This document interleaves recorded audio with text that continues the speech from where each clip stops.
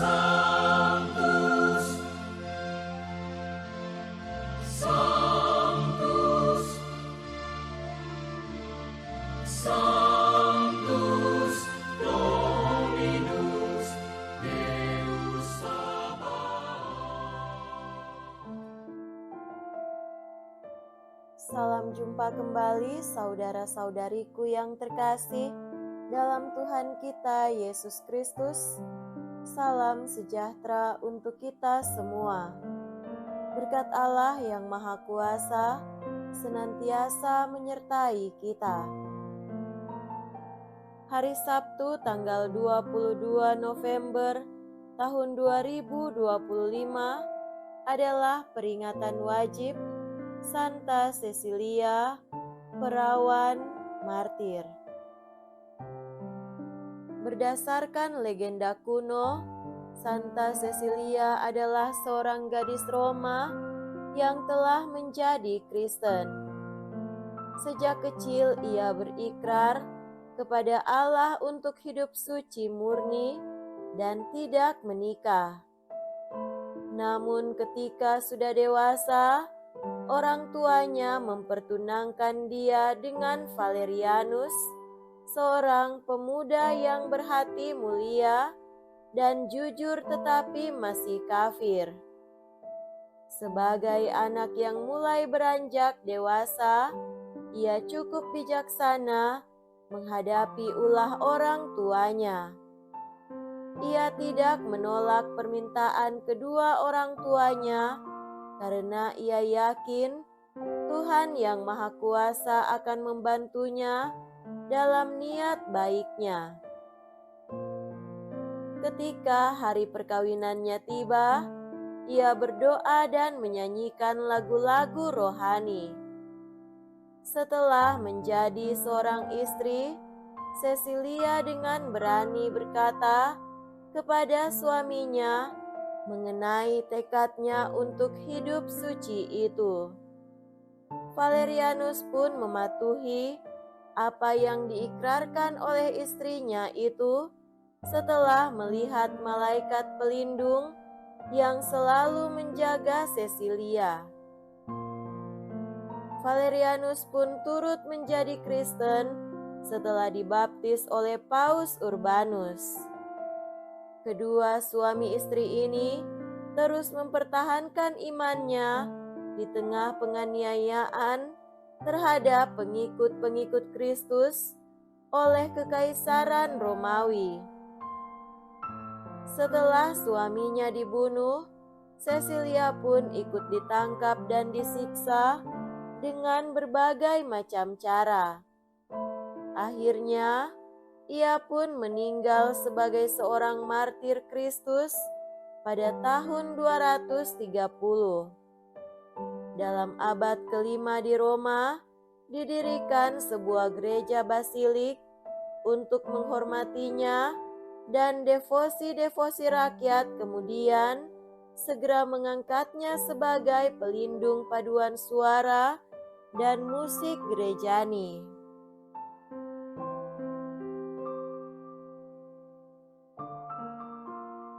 Marilah kita mendengarkan dan merenungkan bacaan-bacaan kitab suci. Dalam nama Bapa dan Putra dan Roh Kudus. Amin. Bacaan pertama dari kitab pertama Makabe bab 6 ayat 1 sampai 13. Pada waktu itu, Raja Antiochus menjelajahi wilayah pegunungan Persia. Didengarnya kabar bahwa Elymais, sebuah kota di negeri Persia, termasyhur karena kekayaan perak dan emas. Lagi pula di kota itu ada sebuah kuil yang sangat kaya karena di sana disimpan alat-alat perang emas serta baju baja dan senjata yang ditinggalkan Alexander, putra Filipus, Raja Makedonia, yang mula-mula menjadi raja atas orang-orang Yunani. Maka Antiokhus pergi ke sana dan berusaha merebut kota itu serta menjarahnya. Tetapi ia tidak berhasil karena maksudnya ketahuan oleh penduduk kota itu. Mereka memberikan perlawanan kepada raja sehingga ia melarikan diri dari situ dan dengan menyesal mau kembali ke kota Babel. Kemudian datanglah seseorang ke daerah Persia memberitahu raja bahwa bala tentara yang memasuki negeri Yudea sudah dipukul mundur. Khususnya Lisias yang berperang dengan bala tentara yang kuat telah dipukul mundur oleh orang-orang Yahudi. Orang-orang Yahudi itu bertambah kuat karena senjata, pasukan, dan banyak barang rampasan yang mereka peroleh dari tentara yang sudah mereka kalahkan. Mereka telah membongkar juga patung berhala yang didirikan oleh raja di atas mezbah di Yerusalem. Mereka telah memagari bait suci dengan tembok-tembok tinggi seperti dahulu. Demikian pula halnya dengan Bet-Sur, salah satu kota raja. Mendengar berita itu, maka tercenganglah raja dan sangat kacau pikirannya. Ia merebahkan diri di ranjang dan jatuh sakit karena sakit hati. Sebab semuanya tidak terjadi sebagaimana diinginkannya. Berhari-hari raja berbaring di ranjangnya dan terus-menerus dihinggapi kemurungan besar. Ketika merasa akan meninggal, dipanggilnya semua sahabatnya, lalu dikatakannya kepada mereka, "Tidur sudah lenyap dari mataku dan hatiku hancur karena kemasgulan." Maka dalam hati aku berkata, betapa besar keimpitan dan kemalangan yang menimpa diriku sekarang ini. Padahal aku tidak selalu murah hati dan tercinta dalam kekuasaanku. Tetapi teringatlah aku sekarang akan segala kejahatan yang telah kuperbuat terhadap Yerusalem dengan mengambil perkakas perak dan emas yang ada di kota itu, dan dengan menyuruh menumpas penduduk Yerusalem dengan sewenang-wenang. Sekarang aku menjadi insyaf bahwa oleh karena semuanya itulah sebabnya aku ditimpa malapetaka ini. Sungguh aku sekarang jatuh binasa di negeri asing dengan amat sedih hati.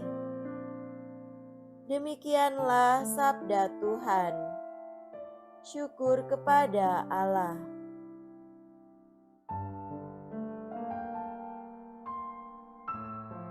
Semoga Tuhan beserta kita sekarang dan selama-lamanya.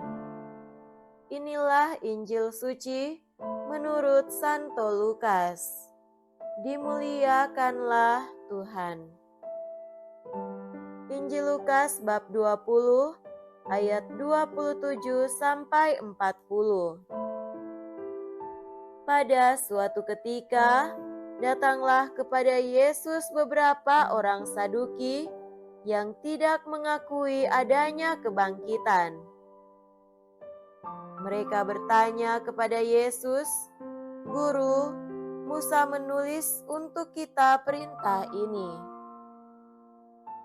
Jika seorang yang mempunyai saudara laki-laki mati meninggalkan istri, tetapi tidak meninggalkan anak, maka saudaranya harus kawin dengan wanita itu dan membangkitkan keturunan bagi saudaranya.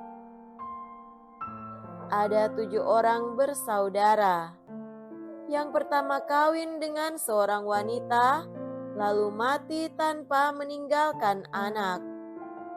Lalu wanita itu dikawini oleh yang kedua dan oleh yang ketiga, dan demikianlah berturut-turut oleh ketujuh saudara itu. Mereka semuanya mati tanpa meninggalkan anak. Akhirnya wanita itu pun mati. Bagaimana sekarang dengan ini?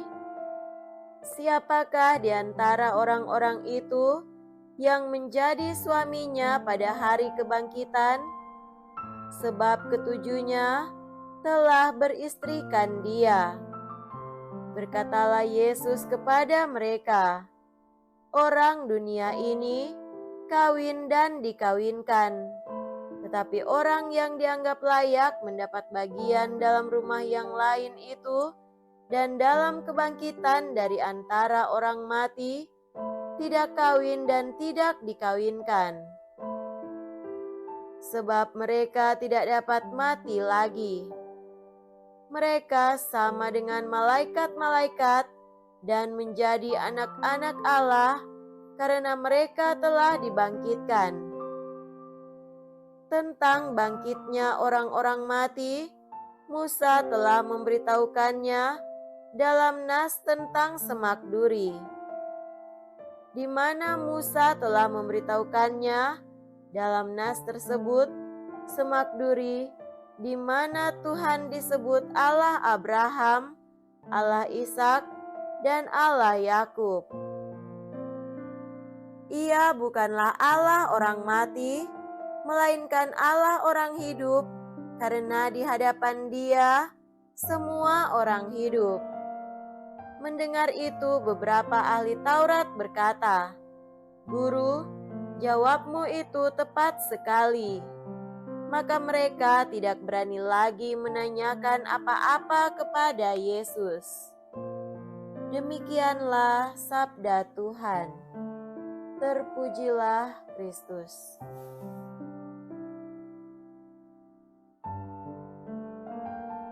Saudara-saudariku yang terkasih dalam Tuhan kita Yesus Kristus, tema renungan kita pada hari ini adalah jangan memiliki niat jahat dan mencobai Tuhan.